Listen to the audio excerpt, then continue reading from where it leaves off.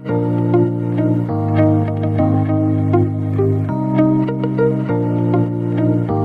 सबके बीच नूह में प्रशासन द्वारा अवैध अतिक्रमण के खिलाफ कार्रवाई शुरू कर दी गई है।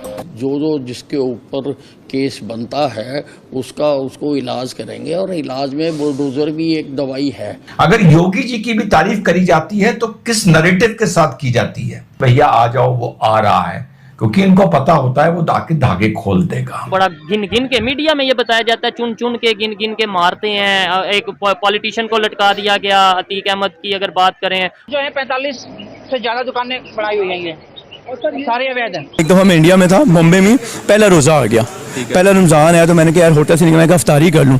जब मैं अफ्तारी के लिए बाहर गया ना ढाबे पे, मैं चीज़ें ले रहा हूँ, तो मैंने वो नारियल लिया और बनाना ले रहा हूँ, तो बच्चा मुझे बनाना दे रहा है, तो वो हिंदू की रेडी थी ढाबा, तो हिंदू ने अपने बच्चे को बोला अबे आज भाव कम रखियो, आज मुसले का रोज़ा है, भाव कम रखियो, आज मुसले का रोज़ा है, ये वो कह रहे थे। सर उससे इन्होंने तो रिटेलिएट किया। उससे पहले जो 2 दिन वहाँ पर हैवानियत हुई है, वहाँ पर पत्थर ले लेकर उन्होंने करीबन 45 दुकानें की ध्वस्त कर दी गई है, मटिया वेट कर दिया है पूरा।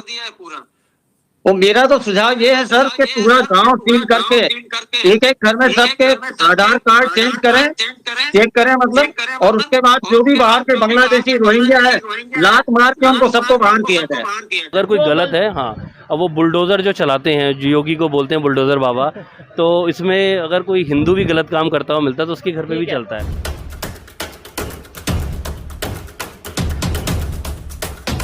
नमस्कार दोस्तों, नूह के हिंसा के बाद हरियाणा सरकार पूरे एक्शन मोड में आ गई है और बुलडोजर का एक्शन पूरे नूह के जिले में चल रहा है। जो दंगाई थे, जिन्होंने नूह हिंसा भड़काई थी, सभी के अवैध दुकान और मकान ढाए जा रहे हैं। जैसा कि आपको पता हो कि 31 जुलाई के दिन हिंदू संगठनों ने नल्हर महादेव मंदिर के लिए एक रथ यात्रा निकाली थी, शोभा यात्रा निकाली थी। उसी का घेराव करते हुए वहां के जो बहुमूल्य निवासी हैं, जो कि मुस्लिम हैं, उन्होंने पत्थरबाजी शुरू कर दी और तो और इसमें करीब 6 लोगों की जान चली गई थी। इसी के तहत एक्शन लेते हुए हरियाणा सरकार और वहां के गृह मंत्रालय ने निर्णय किया कि जो भी अवैध निर्माण नल्हर महादेव मंदिर की तरफ जाती हुई मिलती है और साथ ही साथ मंदिर के आसपास जो भी अवैध दुकान या मकान बने हैं, सभी को गिरा दिया जाए और जितने भी जो दंगाई थे सभी पे कड़ा से कड़ा एक्शन लिया जाए। इन्हीं सब बातों को लेकर पूरे पाकिस्तान मीडिया में चीख पुकार मची हुई है कि यहाँ पे मुस्लिमों के साथ अत्याचार हो रहा है, लेकिन सच्चाई तो ये है कि दंगाइयों पे कार्रवाई की जा रही है।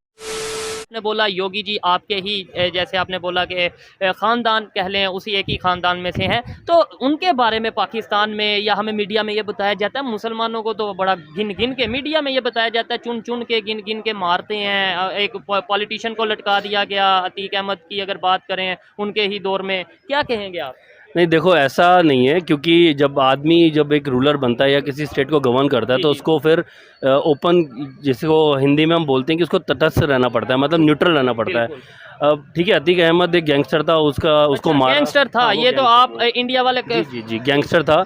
लेकिन आप ये भी देखिए कि विकास दुबे एक पंडित था, हिंदू पंडित, तो उसका भी एनकाउंटर हुआ था। मतलब हालांकि वो मीडिया में ऐसा हुआ कि वो गाड़ी गिर गई, मर गया, बट सब जानते हैं क्या हुआ। तो ऐसा नहीं है कि सिर्फ मुसलमान के साथ हुआ। अगर कोई गलत है, हाँ, अब वो बुलडोज़र जो चलाते हैं, योगी को बोलते हैं बुलडोज़र बाबा, तो इसमें अगर कोई हिंदू भी गलत काम करता हुआ मिलता है तो उसके घर पे भी चलता है। अच्छा, आपने ये भी बताया, इवन मैंने इंटरनेट से भी देखा कि जिस एरिया से वो अपना सियासत कर रहे हैं, पॉलिटिक्स कर रहे हैं, वहाँ पे भी मेजोरिटी मुसलमानों की है उस एरिया की। जो जी, वो गोरखपुर से सांसद रहे हैं, सांसद मतलब MP, और यंगेस्ट MP रहे वो वहाँ से, और थ्रू आउट वो कई बार जीतते आए हैं। तो उधर मेजोरिटी मुसलमानों की है, वहाँ मेजोरिटी मुसलमानों की। और उनके दरबार में जो सुबह वो लगता था जिसमें आप अपनी शिकायतें लेके जाते हो, तो उसमें मेजोरिटी मुसलमान जाते थे और सबकी शिकायतें वो हल करते थे।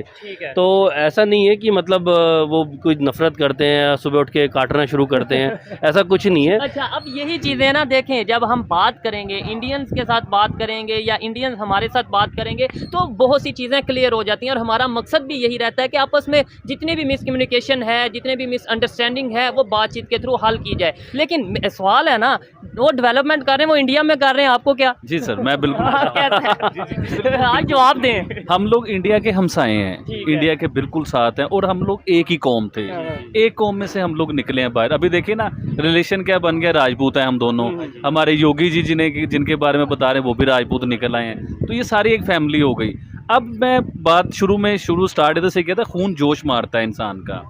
अभी देखिए मैं पिछले दिनों की बात कर रहा था कि योगी जी हैं तो हर चीज़ मुमकिन हो सकती है। ठीक है। कैसे हो सकती है? जब योगी जी नहीं थे, जब आप इंडिया में थे, फिर आप लंदन चले गए, अभी आपसे जो बातें हुई हैं, तो जो आप इंडिया के हालात छोड़ के गए थे, क्या आज वो अब आप इंडिया में जाते हैं तो इंडिया डेवलप है, इंडिया चेंज है, पूरी दुनिया में एक पावर बन चुका है इंडिया। मोदी जी का फ़ैन क्यों हूँ? अब असल बात पे अब मैं आता हूँ। मोदी जी का फ़ैन इसलिए हूँ कि सर जब मोदी जी इंडिया में वज़ीर-ए-आज़म बने, उन्होंने सीट संभाली, तो उनसे पहले जो वज़ीर-ए-आज़म थे, उन्होंने वो काम नहीं किए। वो पावरफुल स्ट्रॉन्ग ऐसे खड़े हो गए और जो कहते हैं करके दिखाते हैं। हम रॉकेट की स्पीड से बढ़ रहे हैं इस वक्त इकोनॉमी वाइज, लेकिन दूसरी तरफ हम देखते हैं कि हमारे यहाँ पर जैसे नूह में एक हैवानियत देखी हमने मणिपुर में देखा कि वहां पर 2 महीने हमारे लोग वहां पर मार खाते गए। जब हमने रिटेलिएट करना शुरू किया तो मीडिया ने 2 महीने के बाद बोलना भी शुरू किया और मोदी जी ने भी उसका आंसर दिया। आज फिर वहां पर हिंदूज को टारगेट किया गया, 3-4 लोगों के घर जलाए गए, मारा गया। सर ये क्या देखते हैं, ये ओपन अटैक्स हिंदुओं के ऊपर अपने ही देश में हम कब तक बर्दाश्त करेंगे? दोस्तों आपको अगर वीडियो अच्छा लगा तो इसे कर दीजिए लाइक। अगर आप मेरे चैनल पर नए हैं तो इसे सब्सक्राइब करके ही जाइएगा। जय हिंद, जय भारत।